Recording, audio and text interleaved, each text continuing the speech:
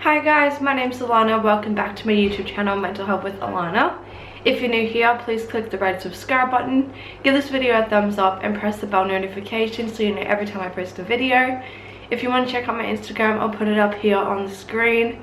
Go check it out. I post regular updates and mental health content as well as chronic illness stuff.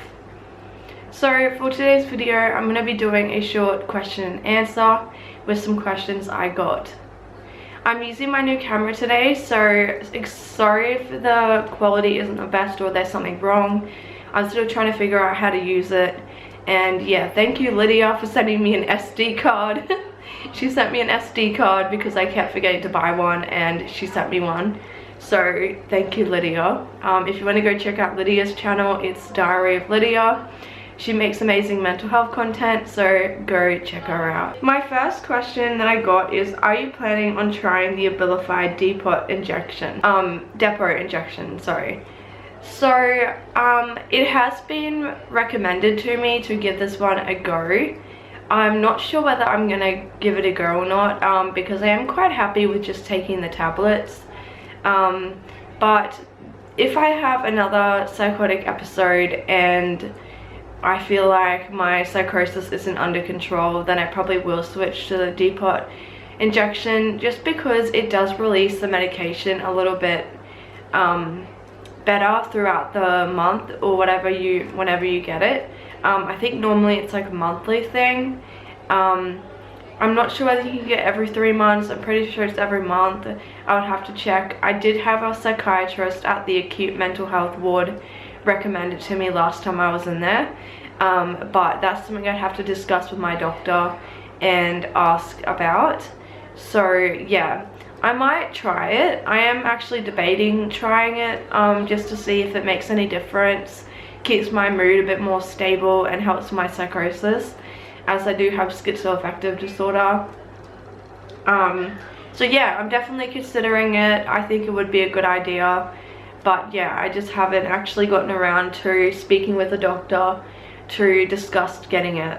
The next one is, are you able to spot the early warning signs of mania? I always find it hard myself. I struggle to know when I'm manic. I really do. I feel the same. I usually depend on other people telling me. So like my mum or my support workers or somebody. I haven't had a manic episode in quite a while. Probably a good few months, but I do struggle to know when I'm manic, because I just think that I'm in a good mood. I don't really think anything of it, and it ends up turning into mania, and then I still don't really know whether I'm manic or not. It's quite weird. I don't know, it's one of those things where when you're in it, you feel so good, especially at the beginning, that you don't want it to end. So even if people tell you you're manic, you're like, no I'm not, because you want to stay manic. But then it obviously usually goes downhill and it turns into like really bad like anger outbursts, or I get really agitated. Like that's the biggest thing for me. I get severely agitated and it's just like I can't sit still. I'm antsy, I'm grumpy. Like it turns into more of that. It's not fun anymore. And that's when I realize I'm manic, is when it's like on the end of the episode. So I would say I don't really realize I'm manic until the end of the episode. But normally I get hospitalized for mania. So normally other people recognize it, and then I end up really unwell and then I get hospitalized, so they tell me I'm manic anyway. That's usually how I find out. The next one is, how do you cope with panic attacks? That one is hard. I don't get as many panic attacks as I used to. When I was around like 18, 19, 20, I used to get really bad panic attacks all the time. I think the reason why I don't get many panic attacks anymore is because I have support workers. So I have support workers 4 times a week for about 5 hours, and they drive me around to appointments. They help me with groceries, they help me with cleaning, everyday life skills, and because they're there to help me, I have someone else there, I don't really feel that intense anxiety that I would normally feel. Whereas when I have to go out on my own,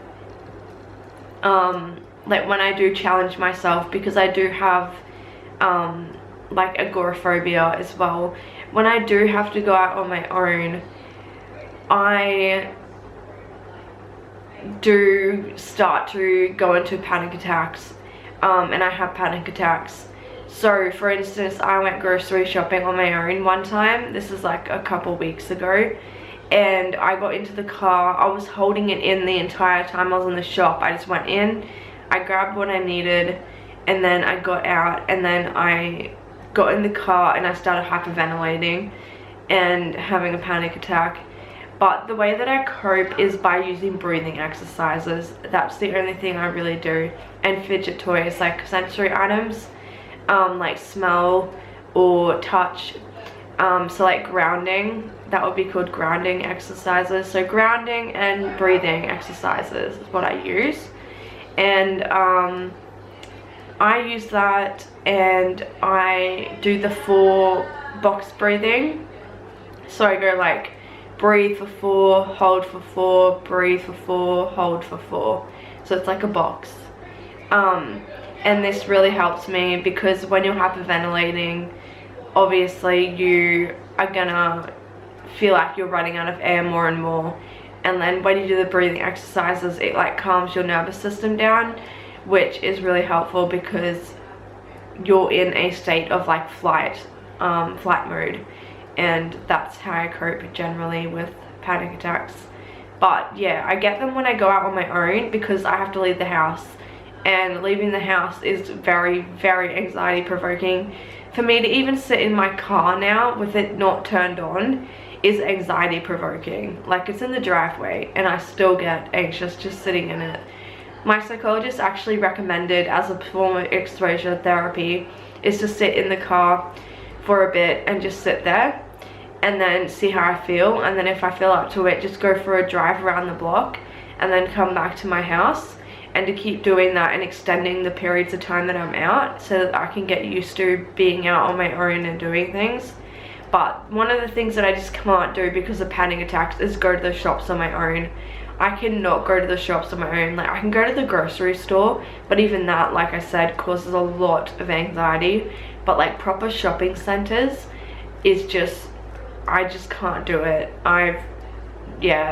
Honestly, the only time I can ever do it is if I'm going in there to either buy a book because I really want that book, or if I'm getting a piercing done, like a new piercing, and I've got an appointment booked at that piercing place that's in the shopping center, then I can go in and get that done and get out, because I'm only going in and out. That's it. I'm only interacting with the one person at the one store. But yeah, it's very difficult and something that's quite hard to manage. The next question is, if you could get rid of one of your mental illnesses, what would it be? I would say the schizoaffective disorder. I have many mental illnesses. Schizoaffective disorder is very difficult because it's like having multiple illnesses in one.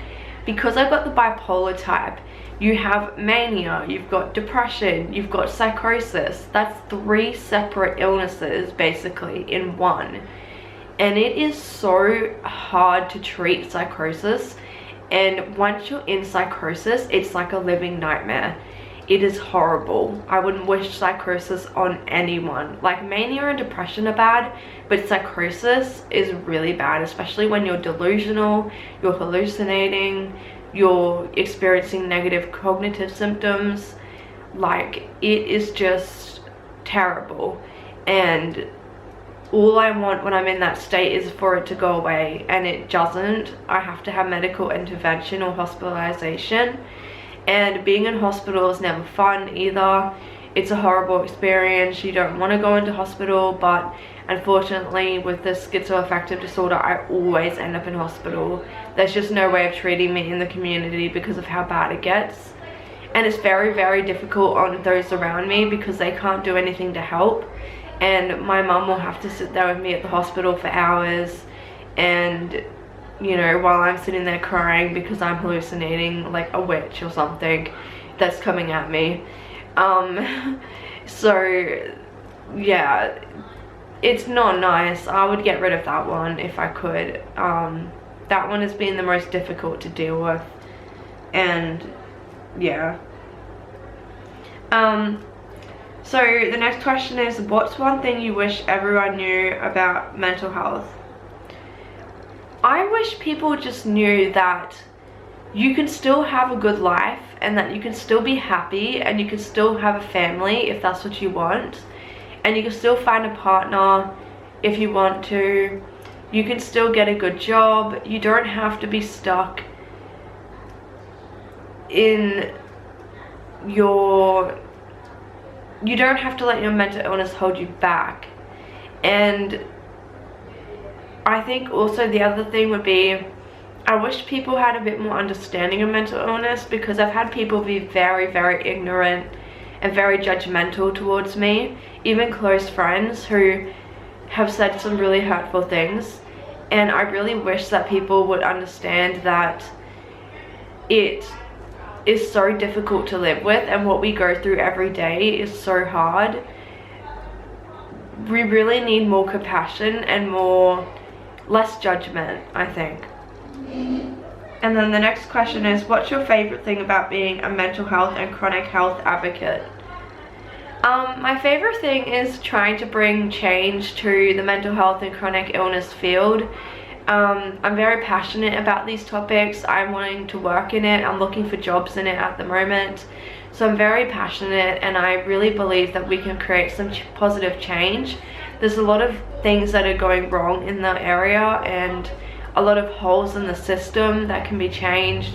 And I want to be an advocate so I can make changes to that, encourage other people, meet other people with mental health and chronic illness and encourage them, and basically just be a good role model for people. And hopefully that by doing that, it will encourage people to be more educated on mental illness and chronic illness. So that was all my questions for today. I hope you found this cool, and that you liked this little Q&A that I did.